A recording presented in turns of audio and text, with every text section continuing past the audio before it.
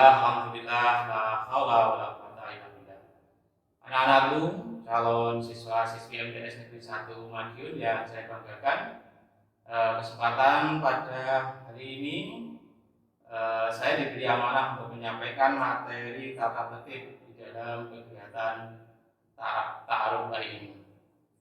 Sebelumnya, mari kita perkenalan dulu. Perlu dikenalkan, nama saya Bapak Daryono, bagian dari Bapak Ibu guru yang ada di MTS Negeri 1 ini, Negeri 1 Madiun ini. Ada anakku yang saya banggakan di dalam kegiatan ta'aruf madrasah ini. Saya mendapat amanah untuk menyampaikan materi mengenai tata tertib di madrasah. Apa itu tata tertib? Tata tertib adalah merupakan kewajiban yang berisi tentang tugas, hak, dan juga kewajiban serta bagaimana kita melaksanakan kegiatan sehingga kegiatan belajar dan mengajar bisa berjalan dengan lancar. Jadi tata tertib dibuat itu memang untuk kita taati bersama. Tujuannya untuk apa? Yaitu untuk memudahkan semua warga madrasah, itu baik Bapak Ibu guru, baik siswa maupun semua tenaga pendidik, agar bisa berjalan dengan baik sehingga tujuan daripada pembelajaran bisa tercapai dengan mudah. Anak-anakku semua yang saya banggakan, di dalam tata tertib madrasah itu dibagi menjadi beberapa kelompok. Di antaranya untuk satu kegiatan proses belajar mengajar. Dalam proses kegiatan belajar mengajar, dalam kondisi normal kita bisa melaksanakan kegiatan di luar pandemi dulu. Kita bisa mengikuti pembelajaran mulai jam 7 dengan masuk sekolah dan pulang sesuai dengan mata pelajaran atau jam yang kita sepakati, yang sesuai dengan jadwal yang telah ditentukan. Tetapi akan dalam kegiatan pandemi ini ada aturan-aturan yang berbeda. Nanti saya sampaikan bagaimana kegiatan proses di dalam kegiatan pandemi ini banyak kita laksanakan dengan daring, dengan pembelajaran jarak jauh, dengan pembelajaran online. Jadi aturan-aturan yang kita laksanakan berbeda dengan kegiatan normal. Dalam kegiatan normal kita bisa melakukan kegiatan tatap muka langsung jam 7 masuk sampai nanti pulang sesuai dengan jadwalnya. Dan selama kegiatan KBM yang efektif itu anak harus wajib berada di dalam kelas. Itu kegiatan ketika kita normal. Akan tetapi sekali lagi karena kondisi dan situasinya saat ini berbeda, maka kita melakukan kegiatan-kegiatan dengan cara daring, dengan cara online. Bagaimana kegiatan online itu dilaksanakan, tata tertibnya bagaimana? Harapannya anak-anak ketika melakukan kegiatan online itu ya kita bisa melaksanakan dengan baik, dengan disiplin. Ketika tugas dan pembelajaran yang disampaikan oleh Bapak Ibu guru, anak-anak harus segera mengikuti sesuai dengan jadwalnya. Ada jadwal nanti akan disampaikan, anak-anak nanti harus mengikuti dengan baik. Ada tugas segera laksanakan, jangan ditunda-tunda. Ketika nanti ditunda-tunda, pada akhirnya tugas itu akan menumpuk-numpuk sehingga akan menjadi berat. Itu kegiatan dalam kegiatan daring. Jadi anak harapannya daftar hadirnya itu bisa diukur dengan presentasi yang dilakukan baik melalui WA atau dengan program yang lain. Bapak Ibu guru terserah, bisa menggunakan Microsoft Teams, bisa menggunakan learning, atau bisa menggunakan WhatsApp, WA. Jadi tergantung dari gurunya masing-masing. Pada intinya kehadiran anak itu bisa dilihat dari keikutsertaan dalam pembelajaran itu dan juga keaktifan di dalam mengerjakan tugas. Itu terkait dengan kegiatan belajar mengajar. Jadi dalam kegiatan yang kedua, tata tertib yang kedua yaitu mengenai seragam. seragam madrasah ini sudah menjadi kesepakatan bahwa seragam madrasah itu dibagi menjadi beberapa hari, 3 hari. Hari Senin dan hari Selasa itu berwarna biru putih, beratribut lengkap. Dan hari Rabu dan Kamis itu menggunakan seragam biru motif kotak-kotak dan celana hitam. Dan hari Jumat dan Sabtu berseragam pramuka. Berseragam pramuka lengkap beratribut serta menggunakan jilbab yang putri, juga jilbab dari sekolah, juga jilbab warna coklat. Itu yang bagian yang kedua. Jadi untuk seragam disepakati ketika ini berlaku ya normal KBM secara normal, baik kita tatap muka di sekolah. Yang ketiga yaitu mengenai ada jenis-jenis pelanggaran yang itu akan mendapatkan poin adik-adik. Jadi setiap pelanggaran itu ada poin pelanggarannya. Dan pelanggaran ini yang akan dibagi menjadi satu mengenai hubungan kelakuan. Sekali lagi, yang Bapak sampaikan ini adalah kegiatan nanti kita normal, bisa tatap muka. Bisa kita melakukan kegiatan tatap muka, sekolah masuk, maka anak-anak harus mengikuti tata tertib yang berhubungan dengan kelakuan. Salah satunya yaitu dengan adik-adik ketika mengikuti pembelajaran tidak boleh keluar masuk dari kelas semaunya sendiri. Jadi ketika keluar masuk dari kelas harus minta izin. Adik-adik juga tidak boleh makan minum semaunya sendiri di dalam kelas. Adik-adik juga tidak boleh berada di luar kelas ketika melakukan kegiatan pembelajaran yang kita lakukan. Jadi aturan. Terus tidak boleh berbuat senonoh pada siswa yang lain, bercanda berlebihan dan sebagainya.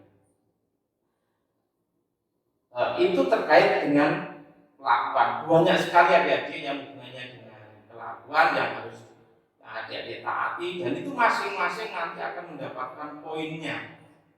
Setiap sekali melakukan pelanggaran yang berhubungan dengan tata tertib ini, adik-adik akan mendapatkan poin.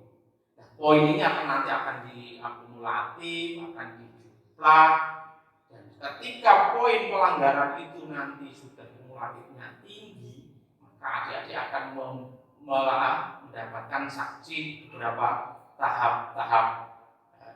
Nanti termasuk tidak boleh melakukan perkelahian dengan sesama teman. Terus tidak boleh kita mengambil milik teman yang lain, mencuri, tidak boleh melakukan perusakan peralatan atau barang-barang yang ada di madrasah, dan lain sebagainya. Banyak nanti akan kita sampaikan ke adik-adik, terutama kepada orang tua, dan ini bisa dipelajari, dan harapannya nanti kita sekali lagi dengan adanya tata tertib itu nanti proses belajar mengajar dengan bisa berjalan dengan lancar. Ini kegiatan normal. Bagaimana dengan kondisi sekarang? Kondisi sekarang yang ketika kita kondisi pandemi ini adik-adik, ini adalah wabah bersama yang terjadi tidak hanya di kota kita, tapi sudah menjadi nasional, bahkan mendunia. Mana-mana kita sudah sering mendengar kondisi pandemi seperti ini. Dan adik-adik sudah merasakan 1 tahun di MI atau SD tidak terjadi tatap muka dengan normal, semua pembelajarannya dilakukan dengan daring. Apa yang Pak Der sampaikan tadi, poin-poin tadi itu ketika kita daring ya tidak bisa terlaksana dengan baik. Akan tetapi gantinya apa ya? Gantinya ketika adik-adik melakukan satu pembelajaran jarak jauh tadi yang Pak Der sampaikan di awal tadi, bahwa tugas-tugas itulah ketika kita melakukan tugas, mengerjakan tugas dengan baik, ngaji sipil itu adalah bagian dalam salah satu bentuk kehadiran kita. Jadi proses kelakuan adik-adik, kedisiplinan adik-adik ada diukur ketika adik-adik, keaktifan adik-adik ketika mengikuti pembelajaran. Dan apa yang Pak sampaikan tadi, ketika kita normal, harapan kita juga berharap kita bisa kejadian atau wabah ini bisa segera berakhir dan bisa segera dicabut oleh Allah menjadi kita bisa normal kembali. Itu mengenai kelakuan. Yang kedua adalah mengenai kerajinan. Kerajinan bagaimana?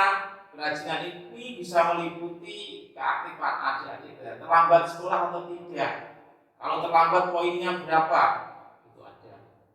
Yang kedua, melaksanakan, mengerjakan tugas-tugas dengan baik atau tidak. Dikasih pekerjaan rumah dikerjakan atau tidak. Kalau tidak dikerjakan, dapat poin lagi. Adik-adik membawa buku sesuai jadwalnya atau tidak. Kalau membawa buku dengan jadwal dengan baik, kita diapresiasi yang baik. Tetapi kalau tidak membawa buku dengan pas jadwalnya, maka adik-adik juga mendapatkan sanksi. Sanksinya berapa Pak? Poin. Nah, poin itu sekali lagi nanti akan dikumulasi. Ada mengikuti kegiatan, misalkan upacara tidak hari Senin. Kalau Senin ada kegiatan upacara, ada kegiatan adik-adik harus wajib mengikuti. Kalau tidak mengikuti, maka adik-adik akan juga mendapatkan poin pelanggaran itu. Dan yang ketiga adalah mengenai kerapian. Kerapian itu meliputi berseragam. Ya, sesuai dengan aturan yang tadi disampaikan dari Senin, Selasa apa, Rabu, Kamis apa, terus Jumat, Sabtu seragamnya apa, itu sudah sesuai dengan ketentuan atau tidak? Tidak semaunya sendiri. Hari Senin pakai pramuka, tidak boleh. Hari Senin harus menggunakan seragam hari Senin. Jika adik-adik menggunakan seragam hari tidak pada harinya, maka adik melakukan suatu pelanggaran, maka itu kena poin. Yang kedua, kerapian kuku.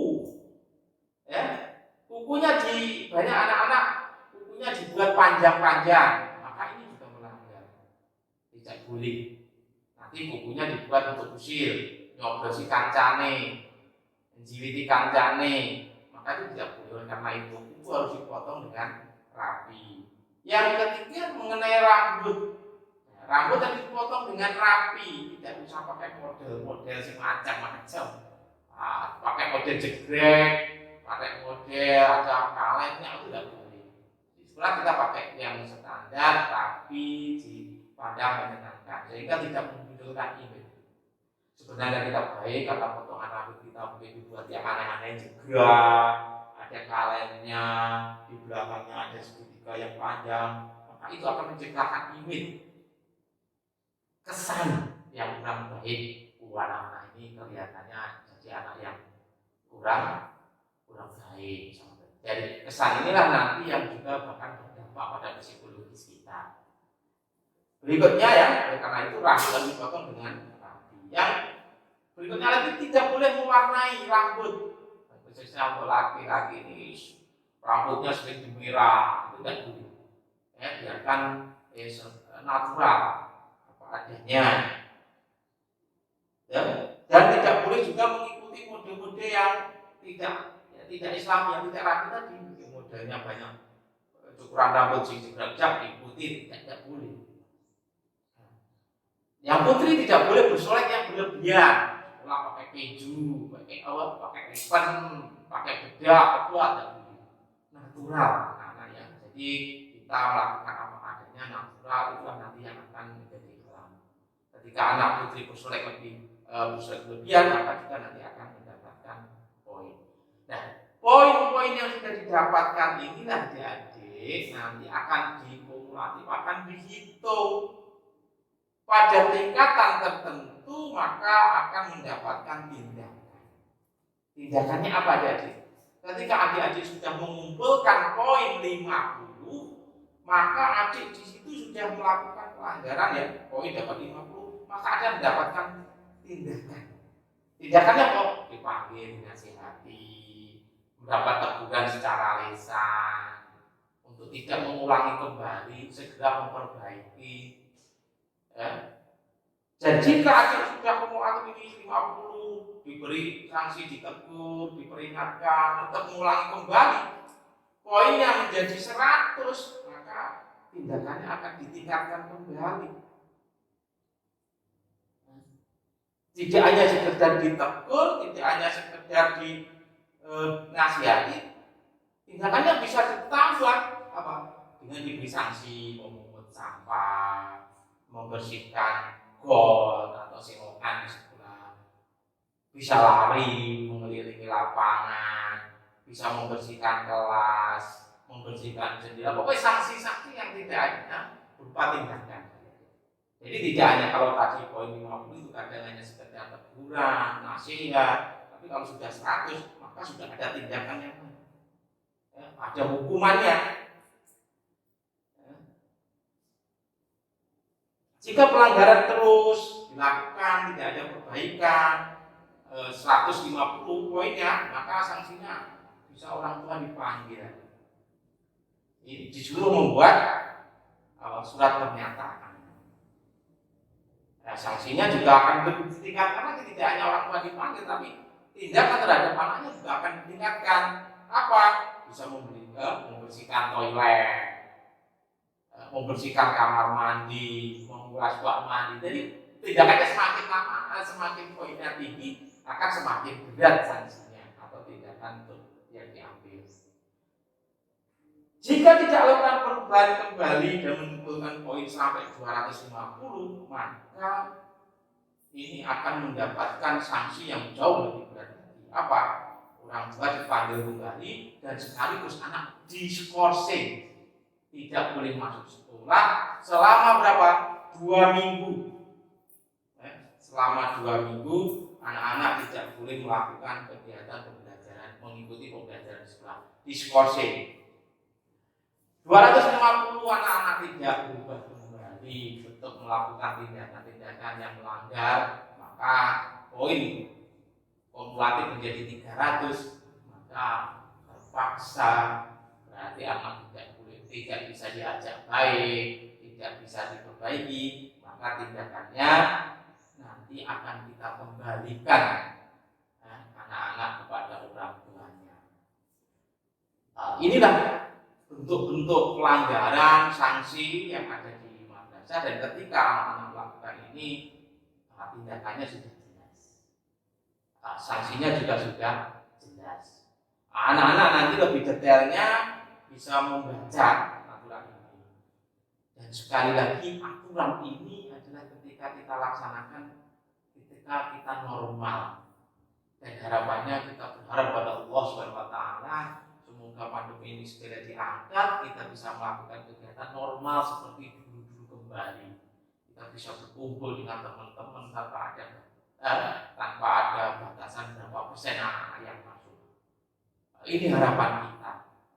Tetapi sekali lagi, karena kondisinya pandemi seperti ini, maka peraturan atau tata tertib ini kita tidak bisa menjalankan dengan sepenuhnya karena kondisional. Ketika kita melakukan proses KPM di masa pandemi, anak-anak mendapatkan peraturan yang baru di selain peraturan yang pada sampaikan ketika normal. Ketika kegiatan di masa pandemi ini, anak-anak nanti masuk di sekolah, ada menyerahkan tugas atau mengambil tugas karena tidak bisa melakukan daring dengan baik karena terhambat oleh sinyal, oleh mungkin keterbatasan HP yang kita miliki belum bisa, maka bisa tugas diambil di sekolah dengan menggunakan luring. Maka ada aturan ketika kita masuk di sekolah dalam kondisi pandemi seperti ini. Apa aturannya? Yang pertama, ketika siswa nanti masuk di area sekolah, maka wajib menggunakan masker. Ya, jadi ini wajib menggunakan masker. Ini satu.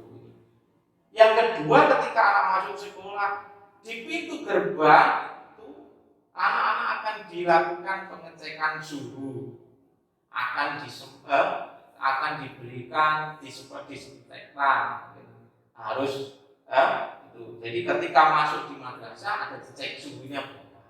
Kalau ada indikasi suhu tubuhnya tinggi, maka anak-anak tidak diperbolehkan masuk di madrasah. Harus mungkin pulang untuk melakukan tindakan lebih jauh di rumah.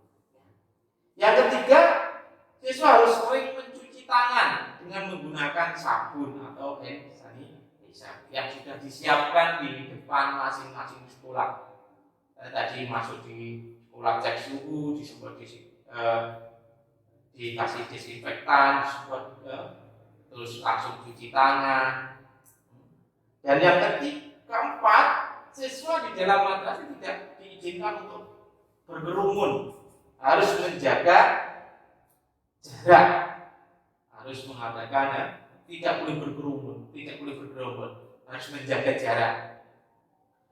Dan kelima, siswa harus mentaati himbauan, tetap mentaati himbauan dan mematuhi protokol kesehatan yang sudah diterapkan oleh Satgas Penanganan COVID di MTS Negeri 1 ini. Jadi selama di madrasah ini siswa harus mematuhi protokol kesehatan ini. Untuk apa tuh semuanya anak kita laksanakan? Ya, kita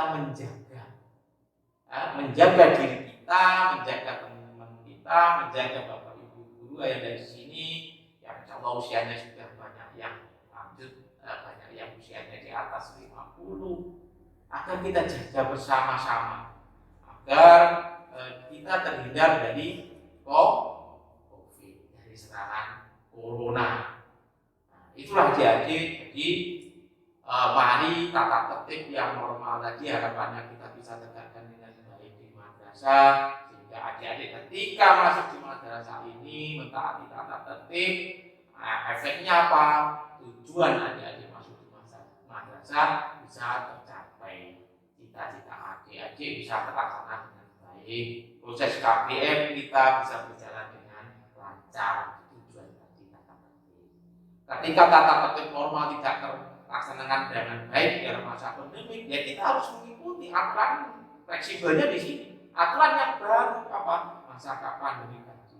Aturan yang sudah disampaikan oleh pemerintah, oleh Dinas Kesehatan, yang disampaikan oleh Satgas di MTS ini harus kita taati bersama-sama sehingga proses KBM bisa berjalan dengan baik.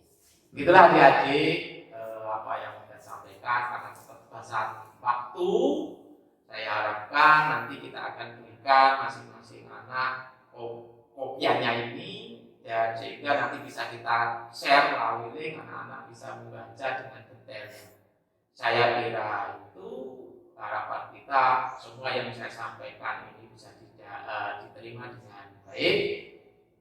Dan kalau adik-adik nanti ada hal-hal yang kurang jelas, ada hal-hal yang ditanyakan, maka adik-adik bisa bertanya melalui wali kelasnya masing-masing, bisa melalui WA, bisa bertanya ke kakak kelasnya dulu misalkan yang punya kakak, atau sekali lagi bisa langsung WA ke wali kelasnya. Saya kira itu adik-adik. Terima kasih, semoga bisa diterima dan apa yang sampaikan nanti bisa bermanfaat. Ada kekurangannya mohon maaf, dan saya akhiri. Bila terjadi, wassalamualaikum warahmatullahi wabarakatuh.